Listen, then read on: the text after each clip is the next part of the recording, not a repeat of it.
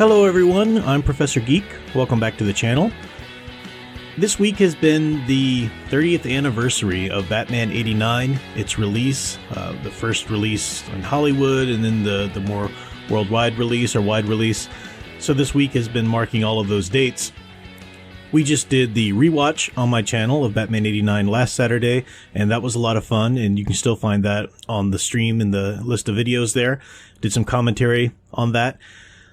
And a lot of people have been talking about the film, and particularly Fanman has done some great videos about what the film meant to him and how it was living through the Batmania and the marketing and just the Batman taking the world by storm. I was certainly there as well. But just to offer something different, I thought I would talk about why Batman 89 is, I argue, and a lot of the people do as well, the closest we've ever came to receiving a big screen live action interpretation of the iconic Batman. And I say that carefully, big screen and live action, because of course Batman Mask of the Phantasm completely nails the character and is wonderful. But in terms of live action and big screen, Michael Keaton in Tim Burton's 1989 Batman was the closest we've ever came, and it was great. There are some problems. It's not perfect, and I'll talk about some of those problems, and I'll talk about specifically what I mean about why it was so great as well. And in the course of this conversation, I want to define what I mean by the true iconic Batman, the one that really has stuck in our public consciousness for so long, at least until recent days when DC and Warner Brothers has allowed so many different of their quote-unquote versions to hold sway that the character doesn't really mean much anymore, or is sadly coming to that point. But let's start with one of the criticisms, at least from today's standpoint. This usually comes from those who are trying to defend the Zack Snyder take on Batman, the brutal, Punisher-like Batman who tortures and murders and doesn't have any problem with killing and so forth. They'll look back at Batman 89 and say, well, Batman killed in those movies too. And the answer is, you're right. There are a few scenes in the first film and more brutal scenes in the second film in which the Michael Keaton, Tim Burton Batman kills the villains. And that's not right. That shouldn't have been in there. But that's not really what people who make that claim and point out that Batman 89 had killing in it are really trying to get across. Really what they're usually trying to say is Batman 89 had him killing villains too, and no one freaked out, so this clearly isn't the problem people have with Zack Snyder's Batman. They're just against Zack Snyder as a director, or there's some hidden agenda, because it's not a problem in a Batman portrayal to have him kill. Yes, it is, and yes, it was in 89 just as much as it is in Batman v Superman.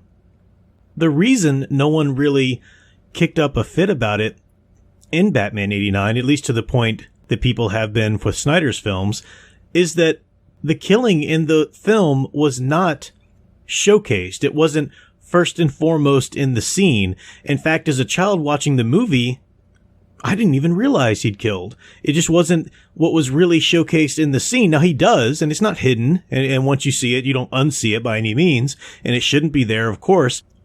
But for example, when Batman drives the Batmobile into Axis Chemicals, and he drops the bomb to blow up Axis Chemicals. Well, he's doing that to blow up the source of these chemicals that are poisoning Gotham. He shouldn't have done that because Tim Burton shows that henchmen are still all throughout that factory, so the bomb has taken out all of those henchmen that were in that factory. That's not Batman-like. But you don't see the henchmen die.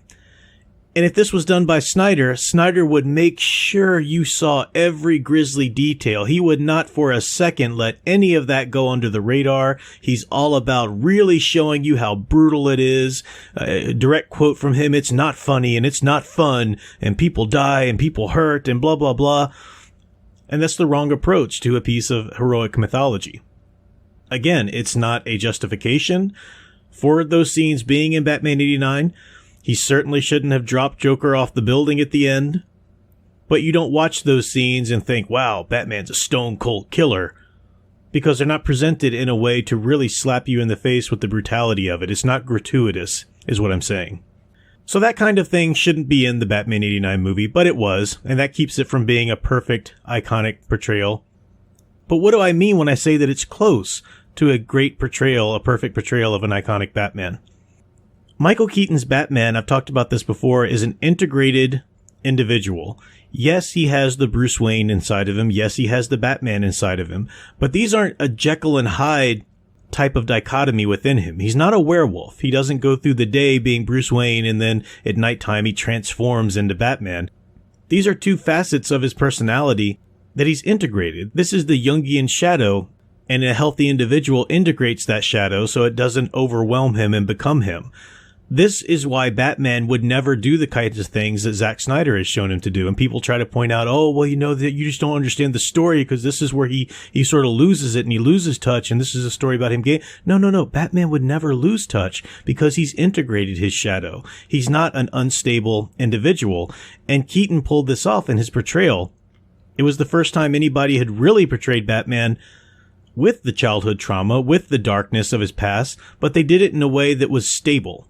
This is a hero. This is somebody who's already done the work. And this is in his decision to be Batman. When the young child makes the vow after his parents' death that he will dedicate the rest of his life to making sure that no other child would have to suffer the same thing he's just suffered, that's healthy psychology. That's positive activism.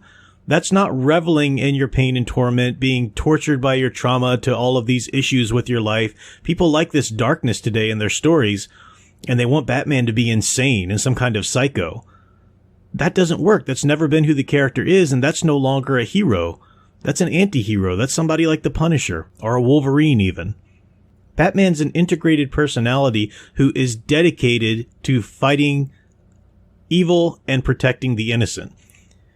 And really what he's dedicated to is justice. Justice. In a world like Gotham City with its corruption that cannot provide justice for its civilians, then he has to go outside the law as a vigilante and provide that justice. And this is what we saw in the Batman 89 film so well, making exceptions for the moments it overstepped it. But to really show this and define what I mean by the character, I want to look at this piece of art right here. And this is by Steve Rude. This was a cover that he did for The World's Finest by Dave Gibbons. And I love the way he's portrayed Batman and Superman as two sides of the same coin here. Not opposites, not yin and yang, but two sides of the same coin. They are the same purpose, the same object. They're just two different aspects of it. And I'll read you a article I once wrote about this piece. Superman, confident in the warm and safe sunlight, stands atop an eagle, which stands for justice, and sends forth doves, which stand for peace. Batman stands at night in front of the artificial rays of the bat signal. So we've gone from sun to bat signal. The bat signal shines in the same manner as the sun. They're both sources of light, both shining in the same direction. And the sun even surrounds it on top and bottom. The sun is enveloping it. It's part of the same purpose. It's part of a light source. Batman as a hero is a subtle balance which many writers and artists fail to keep, plunging him into the darkness of an almost anti-hero. With the composition of this painting, Rude shows Batman to be carrying on the same work as Superman, only at night and in the nighttime form. For Batman, the eagle of justice is a gargoyle, and we see that in the painting. We see the eagle below Superman and then the gargoyle next to Batman. Batman is the Gothic protector against a superstitious lot. His doves, his symbols of peace, are bats then, winged creatures able to move in the dark. Batman and Superman aren't so different. Rude shows them in this piece to be unified by light. They're both sources of light. Superman radiates the warmth of light by example, and Batman shines light into the neglected corners of a dark city. They're two different settings, Metropolis and Gotham, and that's why they are fulfilling the same purpose, but necessarily in two different manners. And this is a great lesson. This is why we need both of those characters in their iconic form, because some of us are more inclined towards Superman. We like the sun and feel led to share its warmth.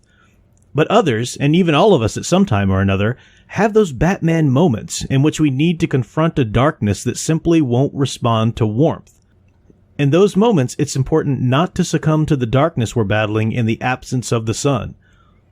Remember that we're still shining light, even if at some time that light has to be a bat signal and not the sunlight. And what I'm getting at there is what I touched on already. That's the integration of the shadow.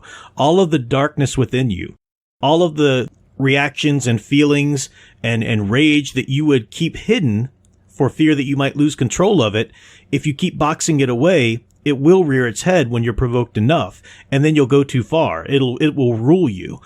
However, if you integrate it into yourself, if you examine it, feel those feelings, act upon them to the measure that it's justified to be acted on, then you don't become the Punisher. You don't fly off the handle and kill people. You don't go overboard in your reactions once you're pushed too far.